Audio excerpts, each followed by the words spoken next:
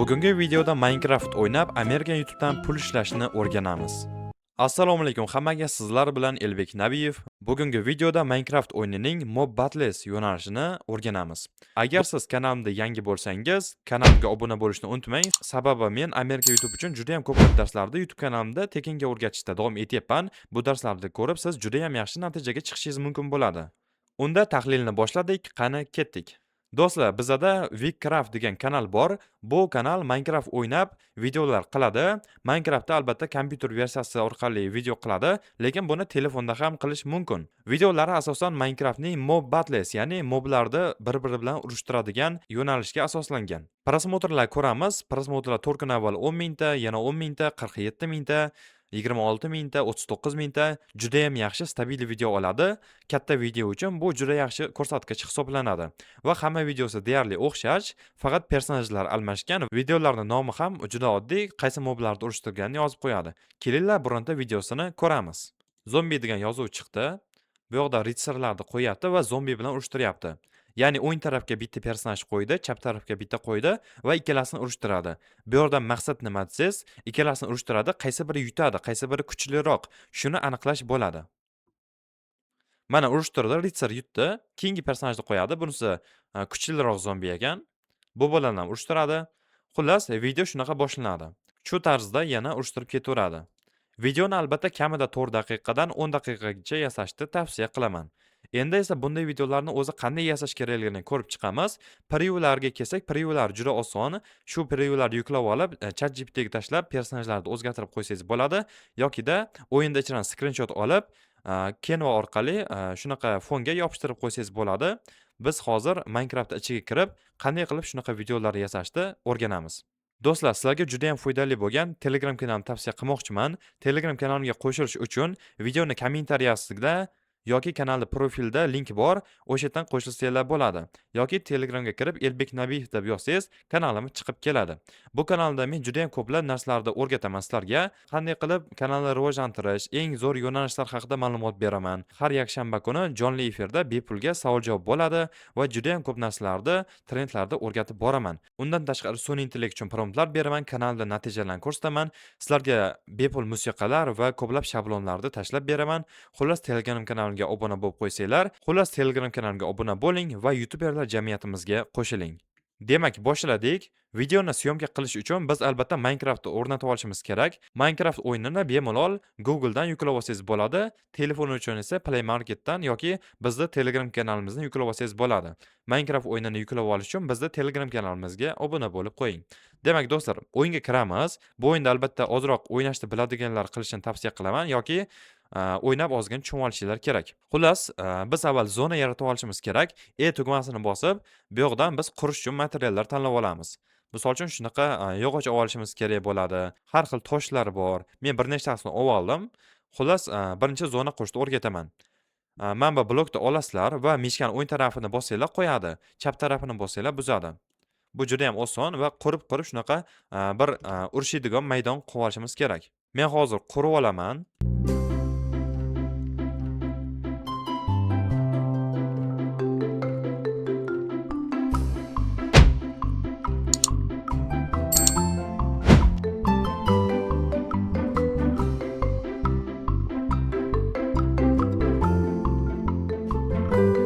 Mana do'stlar, to'rtburchak qilib qurib oldim. Shunaqa devor qurib olasizlar va yana ozgina ustlarini bezasalaring bo'ladi. Va shunaqa narsa bilan yana o'rab chiqaman, chiroyliroq ko'rinishi uchun.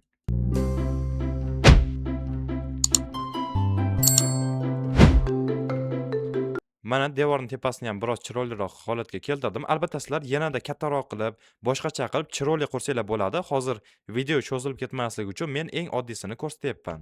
Va bu yoqqa ham shunaqa to'siqlardan o'rnatib chiqsak bo'ladi.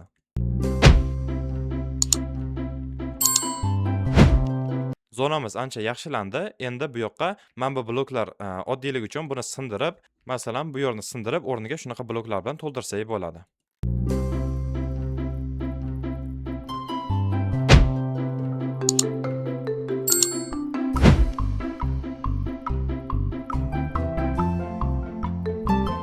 Mana do'stlar, juda ham chiroyli bo'ldi sahnamiz. Endi bu yoqda biz videoni syomka qilish uchun bunday qilasizlar.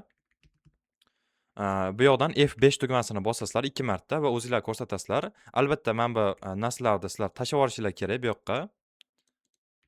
Hamma narsani tozalagandan so'ng yugurib kelasizlar va mana bunday meshkani chap tarafini bosib shunaqa so'rashasizlar. So'rashib bo'lgandan keyin tezda F5 ni bosib uchasizlar bu yoqqa kelib va bu zonani ko'rsatasizlar atrofdan. Shunday aylanib kelasizlar. Sizlar bu zonani qurganlaringni videoga olmanglar. Buni videoni olishdan avval qurib olishingiz kerak. Sekin o'rtasiga tushasizlarda, keyin olgan tuxumlaringni ko'rsatsalaring bo'ladi. Misol uchun, bu yoqda tuxumlar bo'limi bor. E'ni bossanglar, har xil tuxumlari bor. Misol uchun, Varden degan tuxum bor. Eng kuchlisi. Buni qo'yamiz bu yoqqa. Bu hamma moblardan kuchli va o'ldirib tashlaydi. Va har xil moblarni bu bilan urushtiramiz. Masalan, biz hozir bo'rilarni qo'yib ko'ramiz va bular urushadi. Siz yuqoridan shunday qilib qarab turishingiz kerak bo'ladi. Mana ko'rib turibsizlar, bo'rilarni urib o'ldirishni boshladi. O'yinda qorong'i tushib qolsa video yaxshi chiqmaydi. Qorong'i tushib qolmasligi uchun T ni bosamiz va shunaqa hashtag qo'yib time qilib olamiz. Time set day qilib enterda bossak, kunimiz yana yorug' bo'lib qoladi. Bunaqa joyni kesib tashlaysizlar montaj davomida va buni urishini ko'rsatasizlar. Buni oxirigacha ko'rsatishingiz kerak, tezlashtirsalaring bo'ladi agar zerkarli bo'lib ketsa. Mana hammasini urib yengib bo'ldi. Endi yana boshqachasini qo'yasizlar tezda. Masalan, golemni yasab qo'ysak bo'ladi. Temir blokni olamiz va shunaqa narsa quramiz. Bitta oyoq va ikkita qo'l qilib, ustiga oshqovoqni kiydirsak, shunaqa temir robot paydo bo'ladi va yana urushadi. Bularni ham urushtirib paydo qilsak bo'ladi. Bittasi o'lib qoldi. Bunaqalardan ko'proq qilib tiriltirsanglar bo'ladi bemalol yokida yana boshqa tuxumlarni sinab ko'rib, birma-bir urushtirib chiqaverasizlar. Va modlar bilan qilsa ham bo'ladi, zo'r chiqadi, lekin moblar bilan qilishda ko'rsatsak, video cho'zilib ketadi. Bu hozir Minecraft o'zini ichidagi narsalardan foydalanib, eng oson usulni o'rgatyapman. Ko'rib turibsizlar, Warden buni ham yutib qo'ydi. Endi yana boshqasini qo'ysanglar bo'ladi. Va oxirida shunaqa eng kuchli bosslar urushtirsalaring bo'ladi. Ajdarxoni yoki mana shu 3 boshli maxluqni urushtiramiz. Shunaqa eng kuchli bosslarni jangi eng oxirida qolishi kerak va qiziq bo'ladi. Va albatta video zerkarli bo'lib qolmasligi uchun uchib shunday aylanib ko'rsatishingiz kerak. Mana bu portlatib yubordi do'stlar. Buni jangini ham hozir 2-3 minut urushadi, video cho'zilib ketadi. O'zlaring oxirigacha yozib olib, montaj qilishingiz kerak bo'ladi. Demak, tushunib oldik. O'zlaring har xillarni urushtirib ko'rasizlar, har xil zona yasab ko'rasizlar va shunaqa chiroyli qilib ko'rsatib berishingiz kerak bo'ladi. Endi esa buni montaj qilishni o'rganamiz. Videoni montaj qilish uchun CapCut ilovasiga kirib olamiz va Create Project ni bosamiz. Importni bosib, boyagi yozib olgan videomizni tanlaymiz. Videomizni tashlagandan so'ng pastga tashlab olishimiz kerak bo'ladi. Videoni CapCutni pastiga, ya'ni timeline'ga tushirib olamiz. Boya aytganimdek, salomlashib boshlaymiz. Ungacha bo'lgan boshqa narsalarni kesib tashlaymiz chap tarafidan va mana yugurib kelib salomlashyapman. Biroz bitta plyusni bosib kattalashtirib olsak bo'ladi. Shunaqa o'xshamay qolgan joylarini B ni bosib, shunday qilib kesib tashlaymiz. Va yana A ni bossak oddiy holatiga qaytadi mishkamiz va shundoq qilib delete ni bosib o'chirib tashlaymiz. Mana boyagi qalamiz, o'sha urushtiradigan joyimiz, ya'ni sekin aylanib ko'rsatamiz, boyagidek ssenariy bo'yicha o'ynaymiz va xuddi shunday. Asosan o'yinda ichidagi mahoratingiz muhim va chiroyli qilib ekran zapis qilib olishingiz kerak. Video montajda juda ko'p narsa qilinmaydi. Shunchaki bu yoqda ovozni past balandligini to'g'rilaysiz, kerak joylarni kesib tashlaysiz. Masalan, qorong'i bo'lib qolganda esingizda bo'lsa, shunaqa qorong'i bo'lib qolgan paytda biz kun qilgandik. Shunaqa zerkarli bo'lib qolgan joylarni orasidan kesib tashlaymiz. Chunki videomiz qiziqarli chiqishi kerak maksimal darajada. Va mana bu itlar bilan urush jarayoni ham ko'plab cho'zilib ketib qoldi orada. Bu joylarni ham vaqtda olmaslik uchun bemalol kesib turib, orasidan tezligini ko'paytirib qo'ysak bo'ladi va o'shanaqa joylari ancha tez o'tib ketadi. Endi ko'ramiz videoni. Itlar bilan urushgan joyini tezlashtirib yubordik. Video o'shanda qiziqarli bo'ladi. Va yana shunaqa qilib, mana bu menyuga kirgan joylaringizni ham kesib tashlasangiz bo'ladi. Shunchaki yana B ni bosasiz va bu yoqdan ham bosib, orasidan kesib o'chirib tashlaysiz. Buni oxirida bo'lsa, do'stlar, montaj qilib bo'lganlaringdan keyin chiqib ketib OBS dan o'chirgan paytlaring bo'ladi. Minecraftdan chiqib ketgan joylaring ham kerak emas. oxirini ham shunday qo'limiz bilan olib kesib tashlaymiz. Xuddi shu tarzda 5 minutdan 10 minutgacha chiroyli qilib montaj qilishingiz kerak. Montajda asosan ba'zi joylarni kesasizlar, tezlashtirasizlar. Shunaqa montaji oson. Demak, eksportni bosamiz.